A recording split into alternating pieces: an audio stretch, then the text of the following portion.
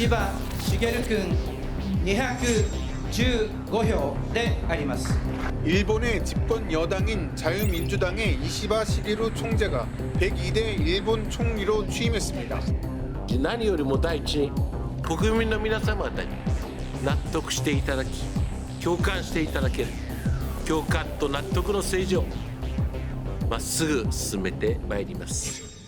일본 총선에서 집권 자민당과 연립 여당인 공명당이 과반을 확보하지 못하고 참패했습니다. 일본의 중의원 총선 결과 집권당인 자유민주당이 단독 과반은 물론 목표로 했던 연립여당 과반에도 실패했습니다.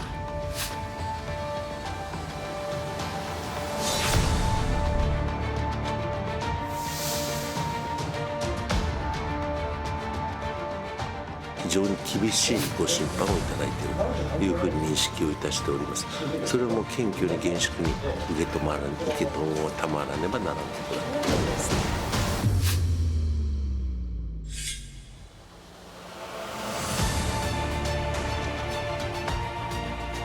石破茂君を衆議院規則第18条第3項により本院において内閣総理大臣に指名することに決まりました。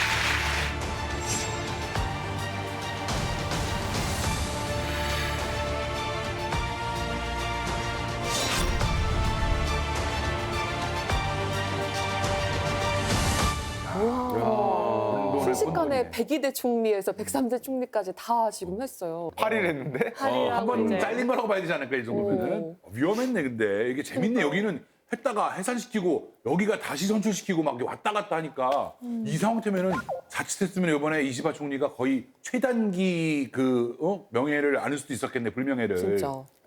예, 지난 10월 1일에 이시바 시게루를 총리로 한 신내각이 탄생했는데요. 8일 후에 그는 국회 해산을 결정을 하고 18일 뒤에 총선을 실시한다고 선포를 합니다. 일본의 역대 총리 중에 취임 후에 최단 기간에 중의원을 해산하고 조기 총선을 치르는 것인데요. 3년 전 기시다 총리가 취임하고서 열흘 만에 의회를 해산한 것보다 더 빨랐죠. 기시다 총리 때도 그랬고 일반적으로 새로 출범한 내각은 지지율이 높다는 허니문 효과를 노려서 조기 총선을 통해서 지지 기반을 다지려고 하는 그런 경향이 있습니다. 근데 이번에도 그러려고 했던 것이 아닌가 싶은데요. 보시는 것처럼 예상과 달리 일본의 집권 여당인 자민당은 물론이고 공명당과 의석수를 합쳐도 중의원 465석의 과반인 233석에 미치지 못했어요. 그러네요. 두 정당이 과반 의석을 놓친 거는 2009년 이후로 15년 만의 일입니다. 그런데 시작 전에 자민당 의석수만 247석이었으니까 이시바 총리는 집권 한 달 만에 아주 참담한 성적표를 받게 됐고 총리직하고 정권까지 뺏길 위기였습니다. 많이 줄었네요. 근데 이렇게 위기인 상황에서 어떻게 다시 재선출이 되게 된 거예요? 그게 또 신기하네. 네, 일본 총리는 우리와 달리 내각제라서 특별 국회에서 국회의원들의 선거로 총리가 지명되거든요. 그래서 이번에 제1야당인 입헌민주당이 148석으로 야권이 단합하면은 정권 교체도 이루어질 수 있는 상황이었습니다. 근데 실패한 거죠. 제1야당, 제2야당, 제3야당이 전부 자기의 당 대표를 찍었어요. 다 자기 이름 써서 안 그렇죠. 그러니까 그게 다 사표가 돼버리고 그러면서 이제 과반은 미치지 못하지만 자민당의 이시바 씨가 다시 총리가 된 거죠.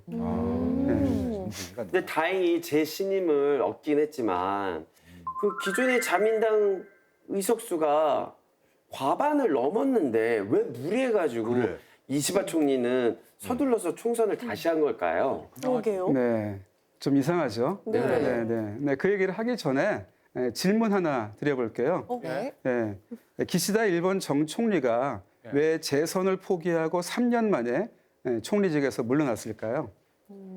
기시다 그 전 총리? 네네네. 정답. 어떻습니까? 너무 지금 뭐 엔저 현상에 막 경기 침체에 너무 안 좋으니까 아무래도 일본 국민들도 경기가 안 좋으면 총리 물러나라 할 것 같은데요. 네. 결국에는 먹고 사는 문제 아닐까요? 네, 틀린 말은 아닌데요. 네. 일본의 경제나 외교 전문가들은 사실 기시다 총리가 그렇게 못한 건 없다. 비교적 잘했다. 그런 평가를 하는 분들이 많아요. 네, 그럼에도 불구하고 기시다 총리가 임기 말에 지지율이 하락해서 10%대 20%가 못 미치는 그런 지지율에 머물면서 자진 사퇴를 한 것인데요. 그 이유가 바로 이분 때문이라고 할 수 있어요. 돌아가셨는데. 돌아가셨는데도 아직도 영향이 어떤 영향 때문에? 아베노믹스라고 하는 게 경제 성장하고 디플레이션 해결에 기여했다는 평가가 있지만 대규모의 양적 완화 정책으로 유도된 주식시장, 자산 가격 상승은 이게 거의 부유층 또는 기업에만 해당되는 혜택이었고 노동시장 유연화 같은 게 이제 비정규직을 늘리는 결과로 이어지면서 사회 양극화 현상이 굉장히 두드러졌어요.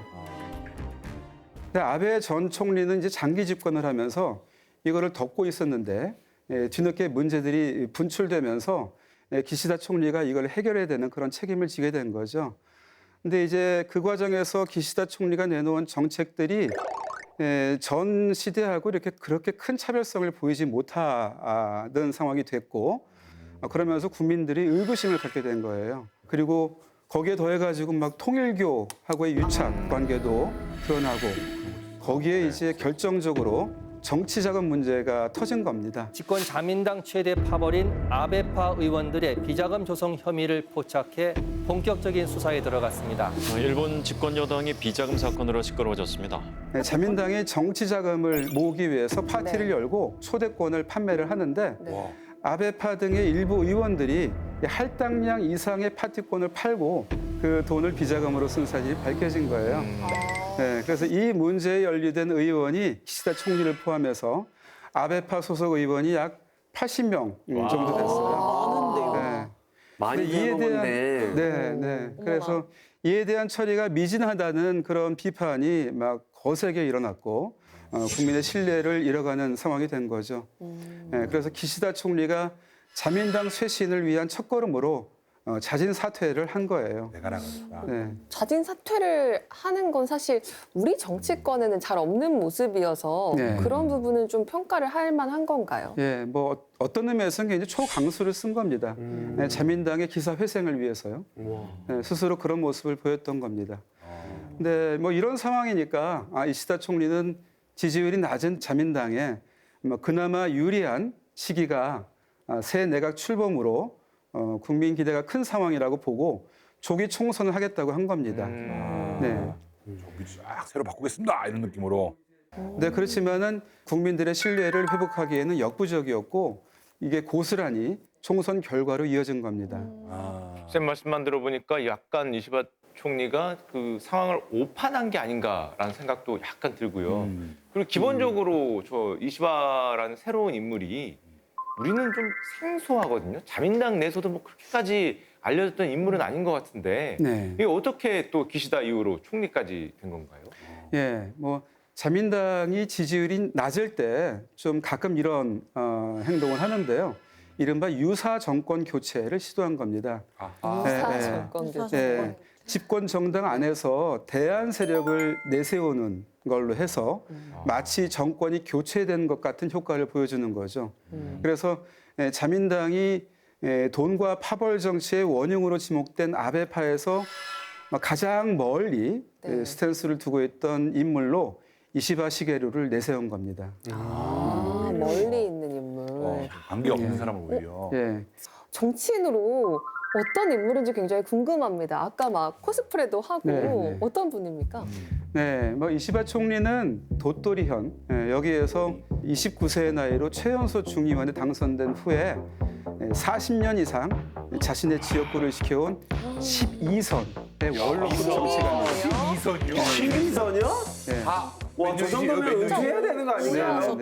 우리 5선 정도 하면 국회 부의장하고 이 정도 되는 거잖아요. 아니 도토리 지역에서는 누가 이렇게 국회의원 되고 싶어서 나가려다가도 12선 그러면 네네. 와 나갈 생각 못할 것 네, 같아요. 거의 뭐 엄두를 못 내죠. 네네. 잘 안 바꿔요. 그 부친이 도토리현 지사이기도 했고 참의원을 지냈던 사람입니다. 우와. 네, 그럼 저 집안이 도토리현은 다 오래전부터 지배를 그렇죠. 한 집안이구나. 마을에서 가감 깊게 남기신 거야. 아이고 근데 그렇게 오래 하면 고인물이 썩는다고 썩어요. 아유 그래도 하던 사람이 잘하겠지.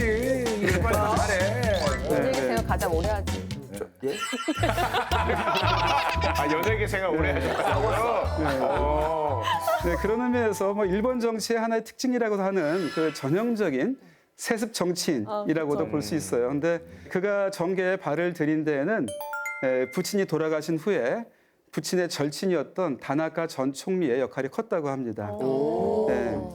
다나카 전 총리는 70년대에 일본이 중국하고 수교하는데 굉장히 큰 역할을 했고요. 지금의 일본 경제를 잇게 한 주인공 중에 한 사람이라고 해도 과언이 아닌데요. 이시바 총리의 정치 스승이었던 거죠.